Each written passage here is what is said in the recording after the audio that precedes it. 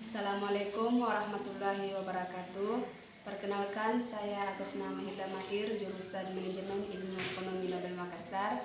Di sini saya akan menyimpulkan beberapa bahasan pokok materi mulai dari pertemuan pertama hingga pertemuan ke-6 mengenai materi mata kuliah lembaga pembiayaan non-bank, yang mana ini merupakan salah satu pengganti MIT tahun ajaran 2020 semester pertama. Baiklah, saya akan menjelaskan 6 pokok bahasan materi ini.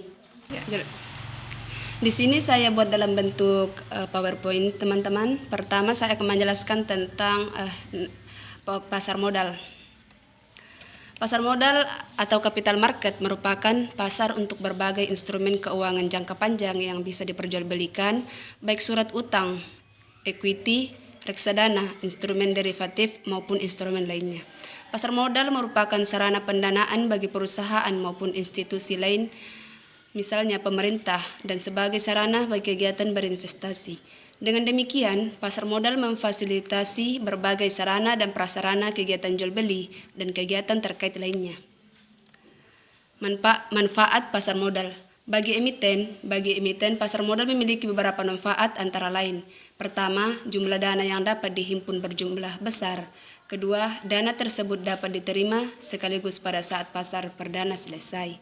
Ketiga, tidak ada konvenen sehingga manajemen dapat lebih bebas dalam pengelolaan dana atau perusahaan. Keempat, solvabilitas perusahaan tinggi sehingga memperbaiki citra perusahaan. Kemudian yang kelima, ketergantungan emiten terhadap bank menjadi lebih kecil.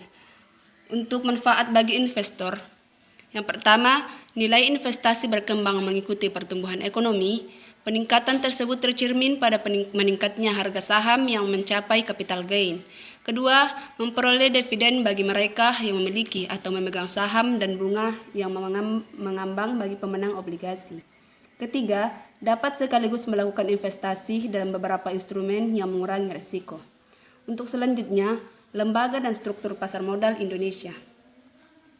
Pasar modal di Indonesia terdiri atas lembaga-lembaga sebagai berikut. Pertama, Otoritas Jasa Keuangan. Kedua, Pengawas Pasar Modal. Ketiga, Bursa Efek. Keempat, Perusahaan Efek. Kelima, Lembaga Kirim dan Penjaminan Efek. Kemudian yang terakhir, Lembaga Penyimpanan dan Penyelesaian. Kemudian pasar uang. Pasar uang atau money market adalah suatu wadah tempat pertemuan antara pemilik dana dengan calon konsumen, baik bertemu langsung maupun melalui perantara atas transaksi permintaan atau penawaran terhadap sejumlah dana atau surat-surat berbagai jangka pendek, umumnya di bawah 270 hari. Ciri-ciri pasar uang. Pertama, menekankan pada pemenuhan dana jangka pendek. Kedua, mekanisme pasar uang ditekankan untuk mempertemukan pihak yang mempunyai kelebihan dana dan yang membutuhkan dana. Yang ketiga, tidak terikat pada tempat tertentu seperti halnya pasar modal. Tujuan dan contoh pasar uang. Tujuan pertama, dari pihak yang membutuhkan dana. Pertama, untuk memenuhi kebutuhan jangka pendek. Yang kedua, untuk memenuhi kebutuhan likuiditas. Kemudian yang ketiga, untuk memenuhi kebutuhan modal kerja. Keempat, sedang mengalami kalah clearing. Kemudian dari pihak yang menanamkan dana. Untuk pertama, untuk memperoleh penghasilan dengan tingkat suku bunga tertentu. Yang kedua, membantu pihak-pihak yang mengalami kesulitan keuangan. Kemudian yang terakhir, spekulasi. Untuk contoh, pertama, sertifikat Bank Indonesia. Kedua, surat berharga pasar uang. Ketiga, sertifikat deposito. Keempat, interbank call money. Yang kelima, commercial paper. Yang keenam, treasury bills. Perdana pasar uang dan pasar modal. Pertama, instrumen pasar uang periode waktunya adalah jangka pendek atau lebih kecil dari 270 hari, sedangkan pasar modal periodenya jangka panjang. Yang kedua, produk pasar uang yang utama adalah SBI, SBPU, dan deposito, sedangkan produk pasar modal adalah saham, obligasi, dan reksadana. Kemudian yang ketiga, pasar uang diotorisasi oleh Bank Indonesia, sedangkan pasar modal oleh Departemen Keuangan melalui Badan Pengawas Pasar Modal. Yang keempat, proses seluruh transaksi pasar uang ada di bank, sedangkan pasar modal di bursa efek dan perusahaan sekuritas. Yang terakhir, risiko dan earning pasar uang lebih kecil karena lebih stabil, sementara pasar modal risiko dan earningnya lebih tinggi. Kemudian yang ketiga, pasar valuta asing. Pasar valuta asing atau disingkat falas merupakan suatu jenis perdagangan atau transaksi yang memperdagangkan mata uang suatu negara terhadap mata uang negara lainnya yang melibatkan pasar-pasar uang utama di dunia selama 24 jam secara berkesinambungan. Dalam perkembangan sejarahnya, bank sentral milik negara-negara dengan cadangan mata uang asing yang terbesar sekalipun dapat dikalahkan oleh kekuatan pasar valuta asing yang bebas. Fungsi dan tujuan valuta asing. Fungsi valuta asing. Berdasarkan pengertian di atas, maka dapat kita ketahui bahwa fungsi dari valuta asing yang utama yaitu sebagai alat pembayaran dalam perdagangan internasional. Tapi tak hanya itu, ada beberapa fungsi penting lainnya di antaranya. Pertama, alat tukar internasional. Yang kedua, alat pengendali kurs. Yang ketiga, alat pembayaran internasional. Yang keempat, alat untuk memperlancar perdagangan internasional. Tujuan falas. Sebagai media untuk bertransaksi, yang kedua sebagai media untuk mempertahankan daya beli, yang ketiga bisa mengirimkan uang ke luar negeri dengan mudah, yang keempat untuk mendapatkan keuntungan, yang kelima untuk memagara risiko, terakhir mempermudah kegiatan belanja di negara lain. Kelebihan dan kekurangan falas. Pertama, transaksi bisa dilaksanakan dalam waktu 24 jam. Yang kedua, harga jual yang stabil kepada setiap mata uang yang ada. Yang ketiga, biaya transaksi akan jauh lebih murah. Yang keempat, penurunan atau kenaikan harga dalam mata uang dapat dijadikan keuntungan jika bisa mengambil kesempatan. Kemudian yang kelima, daya beli investor akan melebihi jumlah modal yang ada. Kemudian untuk kekurangan falas, pertama, risiko kurs mempertukarkan tidak dapat dipastikan serta susah untuk diprediksi. Yang kedua, sangat susah untuk dilakukan oleh masyarakat menengah ke bawah.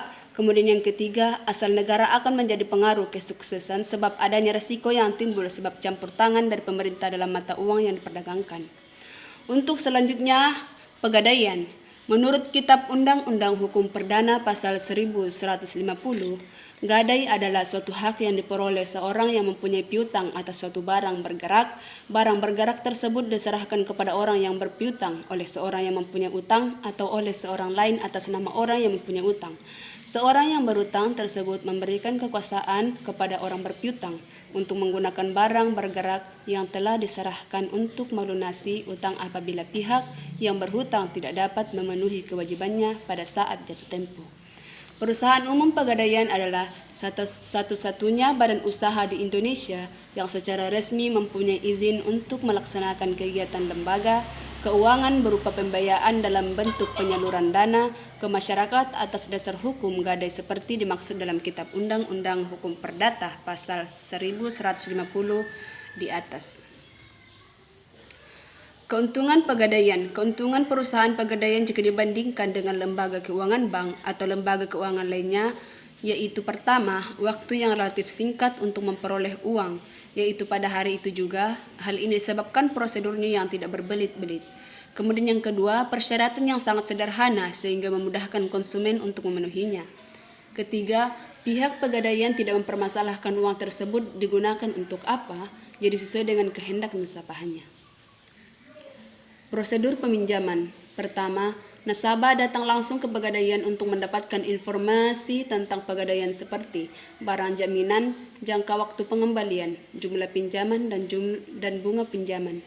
Kedua, penyerahan barang jaminan disertai bukti ke bagian penaksir untuk ditaksir nilai jaminan yang diberikan. Ketiga, barang jaminan dilakukan penaksiran oleh penaksir untuk menetapkan nilai taksir barang. Yang keempat, setelah nilai taksir, kemudian penentuan jumlah pinjaman disertai sewa modal atau bunga pinjaman kepada calon peminjam.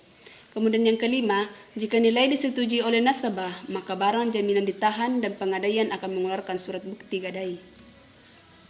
Untuk yang selanjutnya kelima, koperasi. Koperasi adalah sebuah organisasi ekonomi yang dimiliki dan dioperasikan oleh seorang demi kepentingan bersama. Koperasi melandaskan kegiatan berdasarkan prinsip gerakan ekonomi rakyat yang berdasarkan asas kekeluargaan.